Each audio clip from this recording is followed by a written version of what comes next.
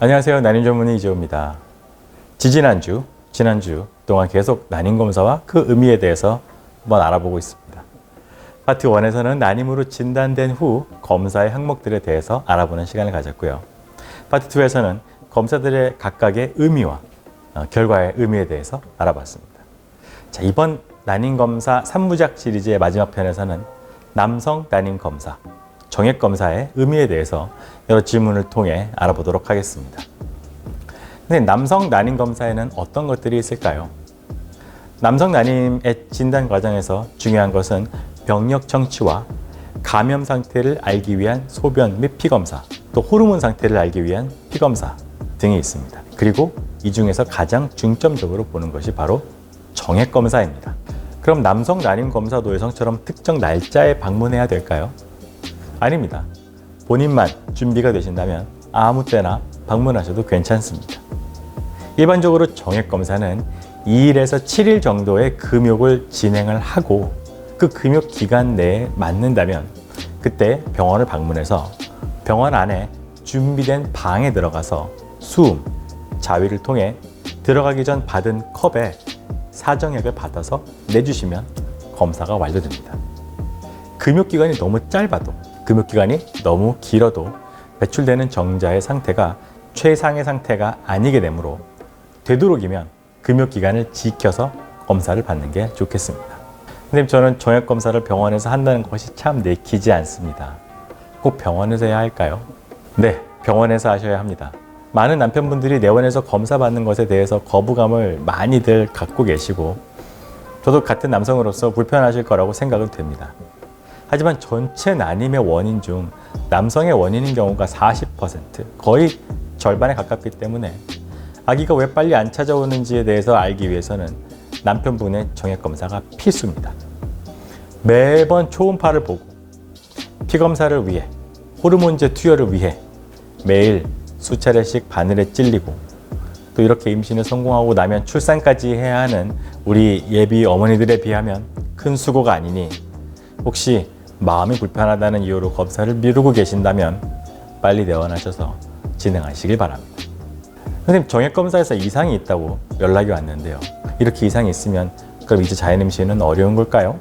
일반적으로 검사 결과는 바로 다음 날 정도에 확인할 수 있습니다. 그리고 결과치는 다음과 같이 나타납니다. 이 옆에 보이는 표는 WHO 세계보건기구에서 2010년에 국제적으로 정한 제5차 기준에 따라 발표한 보고서의 발췌입니다. 정액검사에서 정액량이 1.5cc 이상이고 1cc당 정자수가 1,500만 마리 이상이며 전체 정자수가 3,900만 마리 이상, 전체 정자 중 운동성을 가진 정자가 40% 이상, 정상적인 형태를 지닌 정자가 전체에서 4% 이상은 되어야 정액검사가 정상이라고 판정받습니다. 하지만 이 수치가 생성되게 된 기준을 살펴보면 이 기준대로 수치가 넘었다고 해서 그리 기뻐할 만한 일은 아닙니다. 이 정액검사의 기준치를 정할 때 이 연구에 참여했던 남성들은 정상적인 부부관계를 1년 동안 했고 1년 내에 임신이 가능했던 남성들에게서 채취된 정액검사의 결과들입니다. 이 중에 하위 5%를 기준으로 정했습니다. 간신히 이 수치를 넘겼거나 아슬아슬하게 본인은 이 수치에 비슷하다면 본인은 하위 5%에 해당되는 상태인 겁니다. 그렇다면 임신에 성공한 사람들의 평균치가 궁금하시죠? 평균은 옆에 보이시는 다음과 같습니다. 정액량은 3.7cc, 1cc당 정자수가 7,300만 마리, 전체 정자수가 2억 5,500만 마리, 전체 정자 중 운동성이 있는 정자가 61%, 정상적인 형태를 지닌 정자가 전체에서 15%를 보이면 평균이라고 하겠습니다. 중요한 것은 이 지표가 의외로 난임 남성들에 대한 결과가 아니라 임신이 가능했던 남성들의 결과라는 점입니다. 이 때문에 정액검사 결과가 앞서 말씀드린 기준치에 좀 미치지 못한다 하더라도 반드시 임신이 안 된다고도 말할 수도 없는 것이고 또 다 정상이라고 해서 무조건 자연임신을 개런티하는 것도 아닙니다. 때문에 이를 바탕으로 무조건 임신이 되네 안 되네 따지는 것은 사실 정확한 과학적 근거가 부족합니다. 그리고 많은 분들이 단순하게 이 수치만으로 자연임신 가능 여부를 정확하게 알 수 있다고 생각하는 점이 많은데요. 그래서 심지어는 자상한 남편분들은 부인이 방문하시기 전에 본인이 미리 와서 검사를 싹 해두시고, 선생님 이 정도면 부인이 검사를 해야 되나요? 하고 묻는 경우도 있습니다. 앞서 말씀드린 기준으로 만들어진 검사이기 때문에 사실 이 정액 검사는 정말 커다란 난임이라는 퍼즐의 자그마한 한 조각에 불과합니다. 남성 난임에 있어서 가장 기본이 되고 가장 중요한 검사이기는 하지만 이 검사 단독으로 두 분의 임신할 확률을 계산하는 건 불가능합니다. 온전하게 예측하기 위한 지표로는 쓸 수가 없습니다. 또 이 검사로는 알 수 없는 정자의 기능이나 현재 검사로는 이 검사로는 측정이 불가능한 지표들을 이용해서 좀 더 임신 가능성을 예측해 보기 위한 노력을 일환으로 여러 지표들이 추가로 개발되어 있기는 합니다. 예를 들면 항정자 항체, 성교 후 검사, 정자의 침투성 분석, 반투명대 검사, 정자의 침체 반응 검사 등. 하지만 이런 여러 가지 지표들도 정확한 가능성을 예측하는 데는 크게 도움이 되지 않는다고 결론이 내려진 바가 있습니다. 또한 정액검사는 결과가 한 사람한테서도 매번 조금씩 다른 결과가 계속 나오는 것도 문제입니다. 그 하는 당시의 금욕 기간, 성적인 흥분 정도, 검사 당시의 몸 상태 등에 따라서 이 중요한 지표들이 그때그때 상당히 차이가 날 수 있습니다. 크게는 20%까지 앞뒤로 차이가 난다고 하고요. 그러므로 정액검사가 부족하거나 이상하게 나오는 경우에도 그걸로 단정 짓지 않고 충분한 기간을 두고 적어도 2번 정도를 검사를 해서 평균값으로 해석하는 것이 필요합니다. 선생님, 결과가 나온 다음에 이 치료는 어떻게 진행이 될까요? 사실 이 한 가지만으로 정해진 답은 없습니다. 정액검사가 무정자증으로 나오거나 극도로 저조하게 나오는 경우라면 정액검사 단 하나만으로 향후 치료 방법을 결정할 수 있습니다만, 대부분의 경우 부인의 나이, 난임 기간, 다른 검사 결과들을 다 참고해서 종합적으로 판단해서 진행하게 됩니다. 하지만 여성의 나이가 35세 이상으로 많은 편이고 임신 시도 기간도 1년이 훌쩍 넘도록 임신이 되지 않았다면 인공수정부터 혹은 그 이상 체외 수정까지 고려하시는 것이 좋겠습니다. 정자수가 100만 이하로 매우 적거나 동시에 운동성이 떨어지며 정상적인 형태의 정자가 거의 없는 경우 등의 심한 정액검사 결과 이상 시에는 체외 수정, 미세 수정을 고려하는 것이 좋겠습니다. 선생님, 기형정자가 많다는데 이것은 기형아의 출산과 연관이 있을까요? 아무런 관련이 없습니다. 단어가 혼동을 주기는 하지만 두 단어의 의미가 다릅니다. 기형정자가 들어가서 기형아가 나오면 어떻게 하나 이런 걱정들을 많이 하시는데요. 기형정자는 정상인에서 원래 많습니다. 4%만 정상이고 나머지가 다 기형이어도 정상임신으로 잘 진행되는 경우가 많으니 너무 신경 쓰지 않으셔도 괜찮습니다.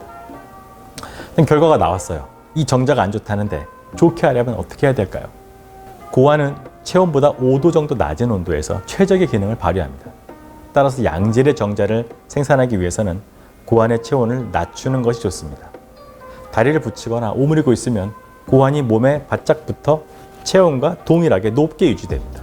때문에 온도를 낮추기 위해서는 자주 일어서서 고환이 몸으로부터 좀 더 분리되도록 해야 하고요. 랩탑 이런 것들은 무릎에서 다 치우셔야 됩니다. 그 외에 열을 발생시키는 원인들을 모두 고환이나 이 사타구니 근처로부터 떼어 놓으셔야 돼요. 사우나, 오래 앉아있기, 더운 날 5시간 이상의 연속적인 심한 운동 이런 것들은 권장되지 않습니다. 너무 꽉 끼는 옷, 삼각 팬티 이런 것들은 버리고요. 사각의 트렁크 시원하게 입고 다니실 것을 권해드립니다. 또 항산화제가 많이 포함된 야채, 과일 많이 드시고요. 엽산을 복용하세요. 시중에 나와 있는 아연이나 아르기닌, 카르티닌 이런 것들이 포함되어 있는 남성 영양제도 본인이 영양불균형이 있었던 경우라면 도움이 될 수 있습니다. 또 운동은 혈액순환을 원활하게 하고 고환을 아까 말씀드렸듯이 몸으로부터 분리해서 최적의 상태를 만드는 데 도움이 됩니다만은 너무 의욕을 가지고 오랜 시간 운동은 오히려 체온의 증가를 만성적으로 가져오기 때문에 물론 이 정도로 운동하는 분은 많지 않겠지만 매일 5시간 이상 연속적으로 운동하는 것은 삼가하시길 바라겠습니다. 한두 잔의 커피는 오히려 정자의 운동성에 도움이 된다는 연구도 있으니 커피를 무조건 피하실 필요는 없습니다만 6잔 이상의 커피를 드시는 경우에는 임시줄이 낮아진다는 보고가 있기는 합니다. 너무 많은 양의 커피는 삼가하시는 게 좋겠습니다. 물론 커피 자체의 문제다라고 단정 짓기는 좀 어렵습니다만은 이렇게 많이 드시는 분들, 이렇게 많이 드시는 상황이라면 대부분 많은 스트레스와 고도의 집중이 필요한 직장이나 환경에 노출되어 있을 경우가 많기 때문에 이와 같은 결과가 나왔다고 추정해 볼 수도 있습니다. 당연한 얘기지만 스트레스와 과도한 업무는 임신 성공에 늘 지장을 줍니다. 물론 제가 받지 말라고 해서 안 받아지는 것도 아닙니다만 본인만의 소소한 것이라도 좋습니다. 스트레스 해소법을 찾아서 적용을 하시는 게 매우 중요하겠습니다. 금연, 금주 역시 무조건 하셔야 합니다. 담배가 생식에 미치는 영향에 대해서는 제가 아예 그냥 따로 만든 영상이 있으니 그때 자세히 말씀드리도록 하겠습니다. 저를 만나지 않아도, 의사를 보지 않아도 집에서 간단하게 시도해 볼 수 있는 정자의 운동성과 모양을 증진시킬 수 있는 방법이니까 꼭 시행해 보시기 바라겠습니다. 사실 꼭 임신을 위한 것이 아니더라도 평생 누구나 시행해야 할 건강증진법이기는 합니다. 마지막으로 난임 검사에 대한 항목과 의미를 정리하면서 꼭 드리고 싶은 말씀은 절대로 검사를 했는데 아무런 문제가 없습니다 라는 말을 오해하지 마시라는 겁니다. 결과가 아무 문제 없으니 이제 기다리기만 하면 되는 거, 이런 것처럼 오해가 될 수 있습니다. 만약 그렇게 이해를 하셨다면 저나 이를 설명한 의사가 의미를 잘못 전달해드린 겁니다. 아무런 문제가 없다면 두 분이 임신이 됐어야 합니다. 6개월, 1년 동안 가능했음에도 불구하고 임신이 되지 않았다면 이 얘기는 어딘가에 분명히 문제가 존재가 한다는 의미고요. 우리가 앞에서 말씀드린 검사 중에서는 발견하지 못했다는 뜻일 뿐입니다.